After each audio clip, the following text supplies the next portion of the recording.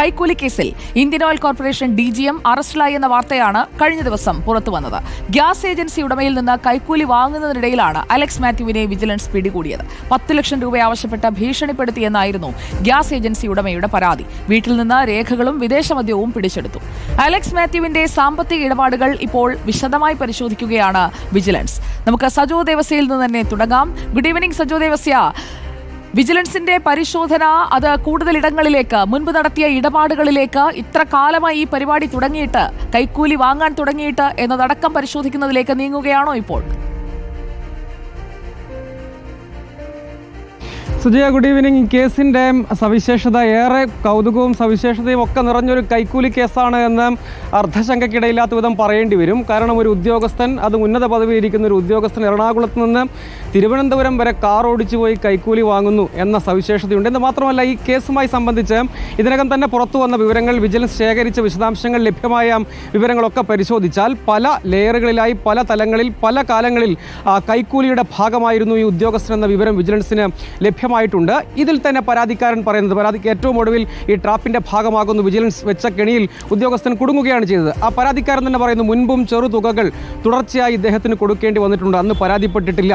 സ്വയം സന്നദ്ധരായി നൽകുന്നവരുണ്ട്, നമുക്കറിയാം, പല കാരണങ്ങൾ അതിനുണ്ടാകാം. സമ്മർദ്ദത്തിന് വഴിപ്പെട്ട് കൊടുക്കുന്നവരുണ്ടായി. ഈ പരാതിക്കാരൻ്റെ കാര്യത്തിൽ മാത്രം ഈ കസ്റ്റമർമാരെ മറ്റ് ഏജൻസികൾക്ക് ട്രാൻസ്ഫർ ചെയ്ത് കൊടുക്കുമെന്ന ഭീഷണിയായിരുന്നു. അത് നടക്കുകയും ചെയ്തു.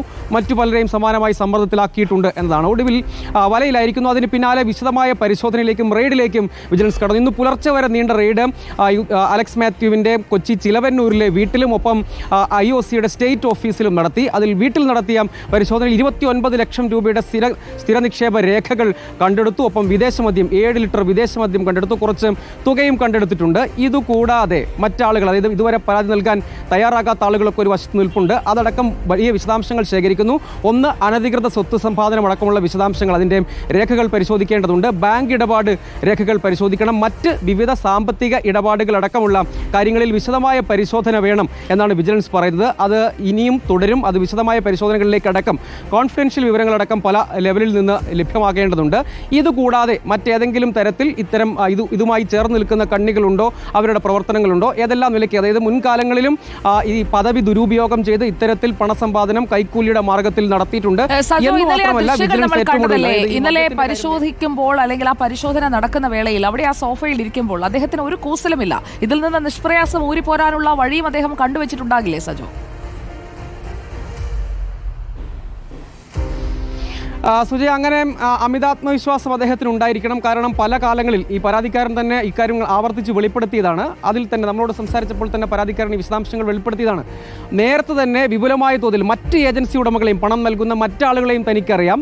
തൻ്റെ കൈവശം നിന്ന് തന്നെ നിരവധി തവണ വാങ്ങിച്ചിട്ടുണ്ട്. അപ്പോൾ അക്കാര്യത്തിൽ ഒരു അമിതാത്മവിശ്വാസം ഈ ഉദ്യോഗസ്ഥനുണ്ട് എന്ന് കാരണം. പക്ഷേ IOC വെറുതെ ഇരുന്നിട്ടില്ല. ഇന്ന് IOC അച്ചടക്ക നടപടി സ്വീകരിച്ചിട്ടുണ്ട്, സസ്പെൻഡ് ചെയ്തിട്ടുണ്ട്. ആഭ്യന്തര അന്വേഷണവും തുടർ കർശന നടപടിയും സ്വീകരിക്കും. സുതാര്യമായ ഇക്കാര്യത്തിൽ സുതാര്യത ഉറപ്പുവരുത്താൻ കഴിയുന്ന എല്ലാ നടപടികളും ഒരിക്കൽ ഈ കൈക്കൂലി വാങ്ങിക്കഴിഞ്ഞാൽ സജോ, അതിന്റെ ഒരു രുചി അറിഞ്ഞു കഴിഞ്ഞാൽ പിന്നെ അത് വാങ്ങാതിരിക്കാൻ പറ്റില്ല. കൈവിറയ്ക്കും. അതായത് 2 എണ്ണം അടിച്ചില്ലെങ്കിൽ കൈവിറയ്ക്കും എന്ന് പറയുന്നത് പോലെ കൈക്കൂലി കൃത്യമായി ഇങ്ങനെ കിട്ടിക്കൊണ്ടേയിരിക്കണം. അത് കിട്ടിയില്ല എങ്കിൽ കൈവിറയ്ക്കുന്ന ഉദ്യോഗസ്ഥർക്ക് കൃത്യമായ ശിക്ഷ തന്നെ കിട്ടേണ്ടതുണ്ട്. Thank you Sajo Devasya for the quick update.